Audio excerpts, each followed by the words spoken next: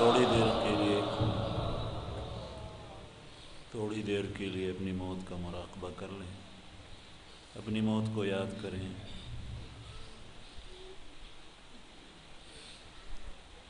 موت ہر کسی کو آئے گی، کسی کا وقت کم ہے دنیا میں، کسی کا زیادہ ہے۔ یہاں کسی نے رہنا نہیں ہے، اللہ جل شانہ کے پاس جانا ہے۔ ہر کوئی اللہ جل جلالہ کے سامنے قیامت میں جواب دہ ہوگا۔ موت کے بعد بہت سے پچھتائیں گے، کف افسوس ملتے رہیں گے، لیکن ہاتھ کچھ بھی نہیں آئے گا۔ ابھی وقت ہے، اپنی موت کے بارے میں سوچے کہ آخری گھڑیاں ہیں، جان نکلنی شروع ہوئی۔ پہلے پیروں سے روح نکلتی ہے، قدموں کی طرف سے۔ میرے قدموں سے روح نکل گئی، فرشتے روح لینے کے لیے آئے ہیں۔ کبھی حسین و جمیل شکل میں آتے ہیں جو نیک عمل اور ایمان مضبوط والا ہوتا ہے، کبھی قبیح شکل و صورت میں آتی ہیں جو بدعمل ہوتا ہے۔ میری روح پیروں سے نکل کر ٹانگوں میں آ گئی، پنڈلیوں سے نکل کر گھٹنوں میں آ گئی۔ ابھی میرے سینے میں جان ہے، میری آنکھیں دیکھ رہی ہے، میرا دماغ ابھی کام کر رہا ہے، لیکن میں اپنے پیروں کو، قدموں کو حرکت نہیں دے سکتا۔ ابھی روح نکل گئی، ناف تک آ گئی، آدھا دھڑ روح سے خالی ہے۔ ان پیروں سے میں چلتا تھا،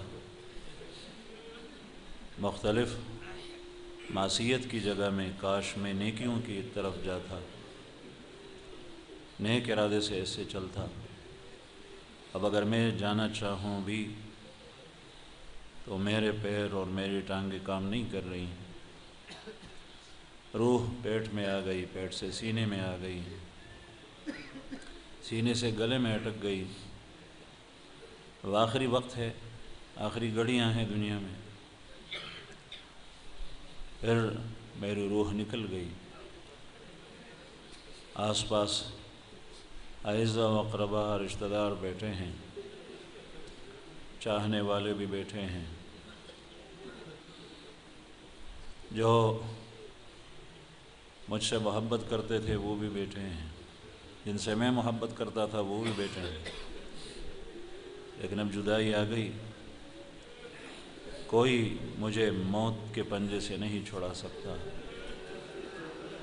میری روح نکل گئی، سارے رو رہے ہیں، افسردہ ہیں۔ کچھ دیر کے بعد مجھے غسل کے لیے تختے پر لٹھایا گیا۔ اب تک میں اپنے پیروں سے چلتا تھا، اب مجھے چند بندوں نے اٹھایا، تختے کے اوپر لٹھایا۔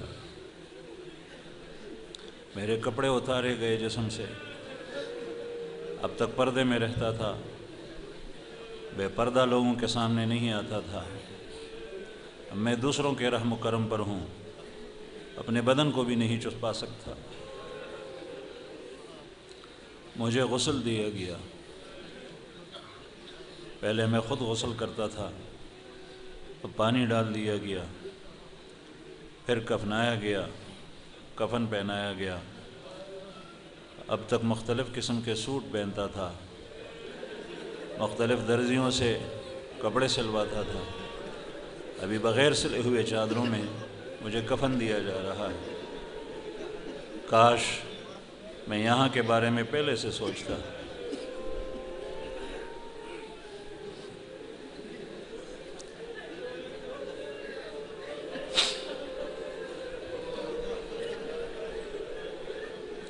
کفن دے کر میرا جنازہ میرے گھر سے اٹھایا گیا۔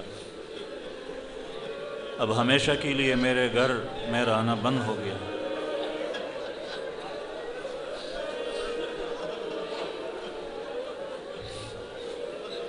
وہ چاہنے والے بھی رکھنے کے لیے تیار نہیں، وہ اعزاء و اقربا جلد دفنانے کی فکر میں ہیں۔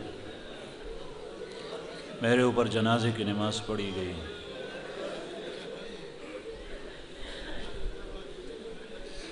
جنازے کے بعد مجھے قبر کی طرف لے جایا گیا۔ اب تک میں مختلف مکانات کے بارے میں سوچتا تھا، اس طرح مکان بناؤں گا، ویسا مکان بناؤں گا۔ مکان بنایا، کافی پیسے بھی خرچ کیے۔ اب 2 گز زمین کا ٹکڑا ہے، وہ بھی چاہے کسی کو نصیب ہو۔ قبر کے اندر مجھے رکھا گیا، میرے اوپر مٹی ڈال دی گئی۔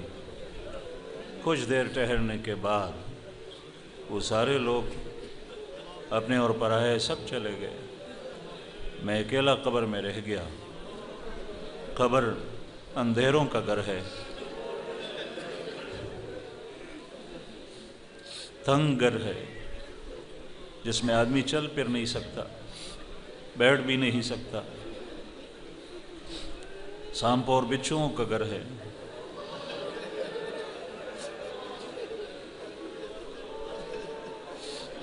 قبر میں پوچھنے کے لیے فرشتے آتے ہیں، سوال و جواب ہوتے ہیں۔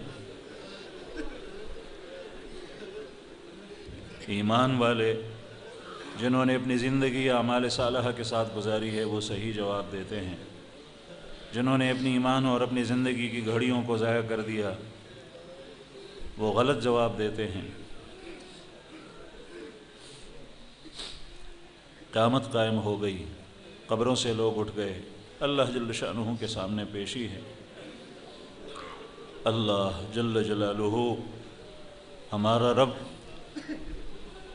وہ قوی و قادر جس نے آسمانوں کو پیدا کیا، زمین کو پیدا کیا، اس بڑی ذات کے سامنے پیشی ہے۔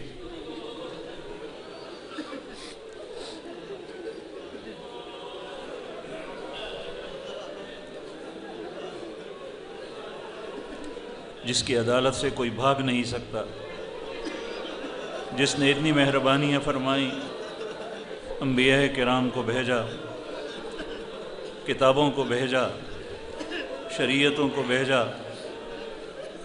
میں نے ان کی طرف رخ نہ کیا۔ نبی کریم صلی اللہ علیہ وسلم کی تعلیمات، آپ کے ارشادات پڑھی جاتی ہے، سنی جاتی ہے، میں اس کے لیے فارغ نہیں تھا۔ وہ رب العالمین، وہ خالق و مالک مجھ سے سوال کرتا ہے،